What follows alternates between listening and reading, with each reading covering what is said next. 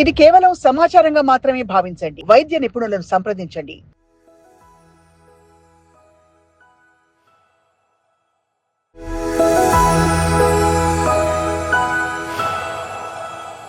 అలాగే జలనేతి. జలనేతి అన్నది చాలా యూస్ఫుల్ మనకి. కంప్లీట్గా కూడా క్లియర్ అయిపోతాయి. దాని గురించి చెప్పండి. నార్మల్గా మనకి భావప్రకాశ అని ఒక సంహిత, అంటే ఆయుర్వేదిక్వి చాలా రకాల గ్రంథాలు ఉన్నాయి. ఆ భావప్రకాశ సంహితలో ఈ జలనేతి గురించి చెప్తారు.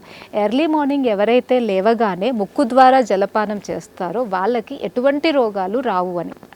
సూర్యోదయం అయిన తర్వాత ఒక హాఫ్ అన్ అవర్కి.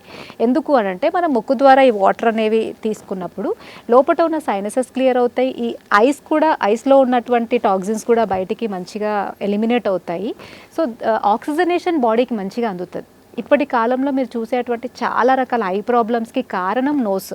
ఎవరికైతే నోస్లో ఉన్నటువంటి ఈ ముక్కులో లోపట అవి వాస్తాయి అంటారు కదా, ఇన్ఫీరియర్ కాంకా అవన్నీ అంటాం అనమాట. లోపట ముక్కులో కండలాగా అంటుంది కదా, ముక్కు కండలాగా పెరిగింది అని అంటారు. సో వాళ్ళకి ఏంటంటే రెస్పిరేషన్ సరిగా ఉండదు. దానివల్ల కంటికి అందాల్సిన ఆక్సిజనేషన్ సరిగా అందదు, బ్రెయిన్కి అందాల్సినంత ఆక్సిజనేషన్ సరిగా అందదు. దానివల్ల స్లోగా వాళ్ళకి సైట్ ప్రాబ్లమ్స్ రావడం, డ్రై ఐ లాంటి ప్రాబ్లమ్స్ రావడము, అండ్ బ్రెయిన్కి సంబంధించి కాన్సన్ట్రేషన్ పవర్ సరిగా లేకపోవడం, చిరాకు ఇలాంటివి ఎక్కువ రావడము, ఇమ్యూనిటీ తగ్గడము, డైజెషన్ పవర్ తగ్గడం, ఇవన్నీ సబ్సీక్వెంట్గా వస్తాయి. సో ఇది ఒక్కటి హెల్దీగా ఉన్నా కూడా టోటల్ బాడీ అనేది హెల్దీగా ఉంటుంది.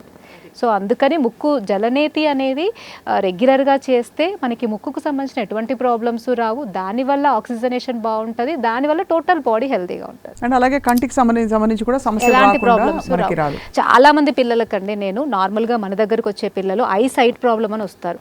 వాళ్ళకి అసలు మనం కంటికి ఏమీ ట్రీట్ చేయకుండా ఓన్లీ ముక్కుకు ట్రీట్ చేస్తేనే సైట్ సగం తగ్గిన వాళ్ళు ఉన్నారు.